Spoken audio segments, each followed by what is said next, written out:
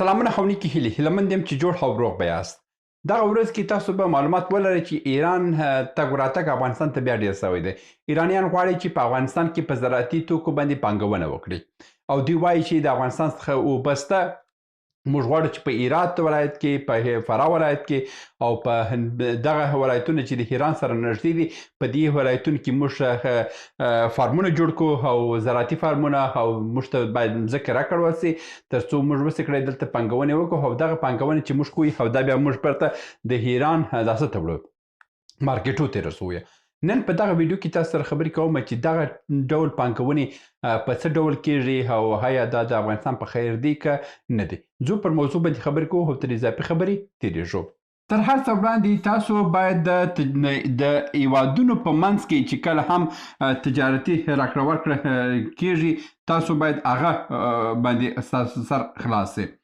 مثلا د مثال په ډول باندې د ایران او د افغانستان په منځ کې یو اقتصادي راکړه ورکړه شروع کېږي. هغه په عموم کې د دوه هیوادونو په منځ کې چې کوم اقتصادي ګټې دي هغه دولتي ګټې بیل شیان دي. د مثال په ډول باندې د ترانسپورت لاره ده چې ایران او افغانستان په منځ کې جوړیږي، یا د سفارتونه ده، یا سیاسي دي، یا مهاجرتي دي، یا اقتصادي دي. دا د دولتونو په منځ کې چې دي دا بیل شی دي. اوس دولت څه وایي؟ دولت راځي افغانستان ته، د ایران حکومت راځي افغانستان ته، وایي زه خپل پانګوال درلیږم. داسې نه دی چې زه خپل د دولتي پیسې تا ته راواستم، زه خپل پانګوال درلیږم، ته په افغانستان کې ورته دومره مځکه بیله کړه او دغه منطقه کې اوبه هم ورته ورکړه. دی راځي دلته رومیان کري، بینډۍ کري، بانجان کري او زراعتي محصولات کري او هغه محصولات بیا موږ ایران ته وړو او د همدغه محصولاتو پر اساس باندې موږ یو اقتصادي راکړه ورکړه سره شروع کوو. اوس دلته افغانستان دپاره څه شی دی؟ افغانستان سره کوم دا کار کوي. افغانستان وایي سید زه تاسو ته داسې درکوم، زه تاسو ته مځکه درکوم، زه تاسو ته پیسې درکوم، هر شی چې ته وغواړې تاسو درکوم. په کوم اساس؟ زه په پی پی پی اساس باندې زه تاسو دا کار درکوم. پی پی پی سره کوم دی؟ پی پی پی یعنی پابلیک اینڈ پرایویټ پارټنرشپ.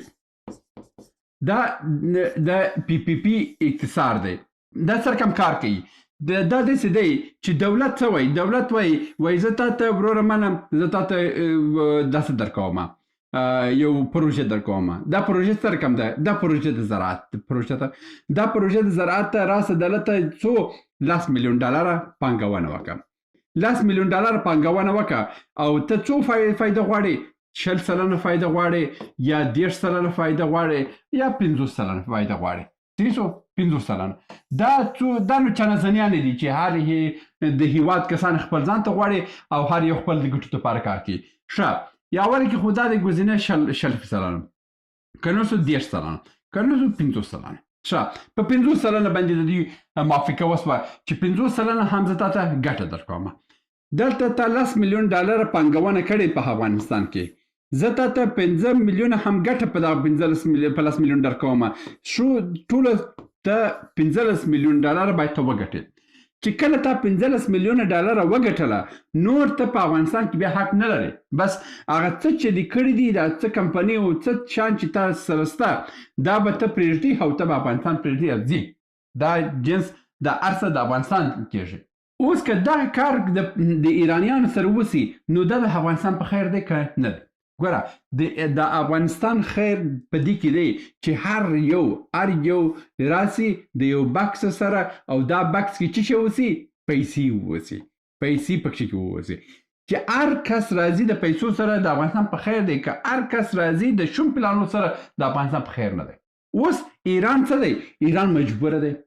ایران مجبوره دی. ایران ځکه چې مجبوره دی چې ایران پخوا دا کارونه په عراق کې کوله. تاسو وګورئ د عراق په کردستان په سیمه کې هلته اوبه ډېرې دي. دوی ایرانیانو هلته لوی داسې جوړ کړی دی، د رومیانو یو ستر فارم جوړ کړی دی. خو هماغه فارم چې دی ایرانیانو ورته ستونزې، عربانو ورته ستونزې جوړولې، هغه که د عراق و، که هغه د عربستان عربانو، که د اماراتو د سیمې عربانو ورته ستونزې جوړولې. د هغه فارم څخه دومره ګټه نه درلوده. اوس که دغسې فارم په افغانستان کې دی جوړیږي او 10 میلیون ډالره جوړیږي، 10 میلیون ډالره پانګونه کوي، د دې ګټه څه ده؟ موږ تر اوسه پورې په افغانستان کې یو معیاري فارم نه لرو.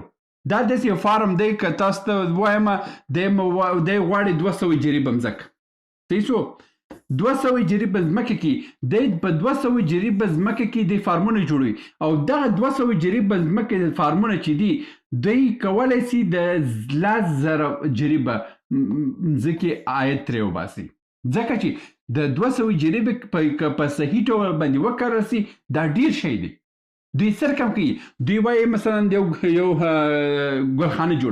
ګلخانه جوړوي دلته منزلونه جوړوي دا یو منزل دی بل منزل دی بل منزل دی بل منزل دی بل منزل یعنی دا کوم ګلخانه چې هیرانیانو په هرات په کردستان کې جوړ کړې ده 12 منزله ده یعنی 12 منزله رومیان کرلې دي یو منزل بیا پرځي بیا رومیان دي بیا رومیان دي بیا رومیان دي موږ چې خپل ټول زراعتي سیستم په پلانوالي باندې د ځمکې پر مخ باندې کوی دوی په منځلي سیستم باندې کوي دا اوس په ټول نړۍ کې دا سیستم موړ دی که دغه سیستم په افغانستان کې هیرانیان راځي پانګونه کوي او $10 میلیون پانګونه کوي او دغه یو دغه رقم فارم جوړوي د دې فارم ګټه څه ده د دې فارم ګټه دا ده چې اولا کې زموږ منطقې خلک چې هغه مثلا د هرات منطقه ده که هغه د فراه منطقه ده که هغه د نیمروز منطقه ده که هغه د هلمند منطقه ده دا خلک ټول بزګر خلک دي یعنی خلک وایي چې پاکستان په کاپي پیسټ کې ډېر قوي دی نه افغانستان په کاپي پیسټ کې دومره قوي دی چې یعنی دغه اوس کې د ایرانیانو راله دغه رقم فارم په افغانستان کې جوړ کړو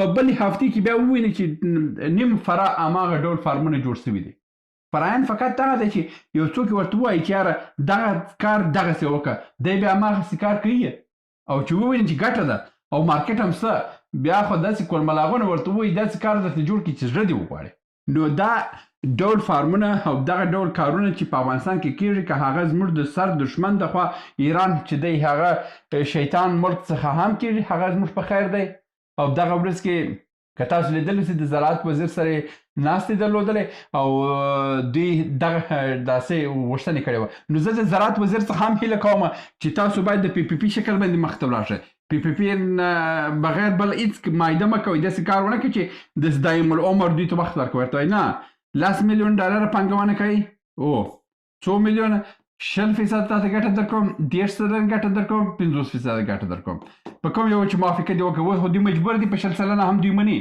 20% ورته ګټه ورکړه که په یو کال یې وګټل که په 10 کال یې وګټله دا چې وګټل 10 کاله بعد ورته وایي چې خیمه هم پرېږده جنس هم پرېږده ځه د خیره نور دې نه منم بس دا هر څه او بیا دا ټول دولتي کارکوونکي ورته وټاکه او دا به د افغانستان په تولیدات کې اضافه سي او د افغانستان مال بسي نو دا ډول کارونه چې دي دا ډول کارونه د لپاره خیر کار دی بل خبره چې ده په دې ځای کې ایران بیا شیطاني پلانونه هم لري په هرات کې ستونزه څه وه چې عراق کې ایران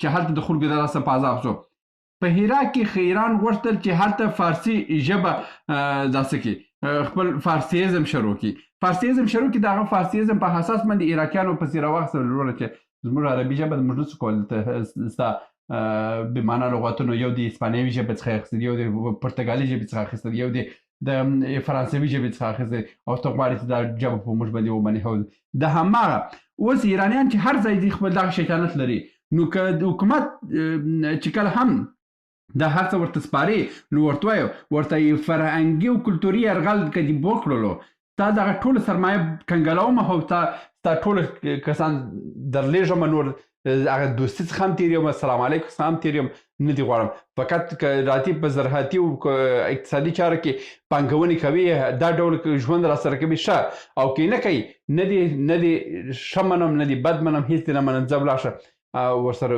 اړیکې ختم کړه خو دا دی چې کلتوري یرغل مخه ونیسئ که د ایران شیطان مخه ونه نیول سي دا دومره تفریقه اندازه دومره نفاق اندازه انسان ملک دی چې د افغانستان ژوند به ډېر خراب کړي او بله خبره تاسو ته وایم چې کله هم دا پانګونه کې په دې پانګونه کې باید که هغه کسان ورته وګمار سي چې هلته باید کنټرول سي داسې نه اوسي چې هلته جاسوسي ځالې جوړه کړې واوسي دا ټول باید کنټرول سي خو دا پانګونه وسي ځکه چې یو څو کاله بعد دا کولی شو چې دا خپل ځان ته واخلو او د هغه څخه کاپي هم بیا خلک زده کوي دا و د نن ویډیو هیلمند یو چې سم ته لاس کړی اوسي تر بیا هم په لاس سپارم ښې چارې سلامونه موږ ډېر موضوعات جوړ کړي دي که سیاسي موضوعات غواړئ ووینئ نو دلته کلیک کړئ او که غواړئ اقتصادي موضوعات وګورئ نو دلته کلیک کړئ او که غواړئ چې د تل لپاره راسره واوسئ نو دلته کلیک کړئ او چینل سبسکرایب کړئ.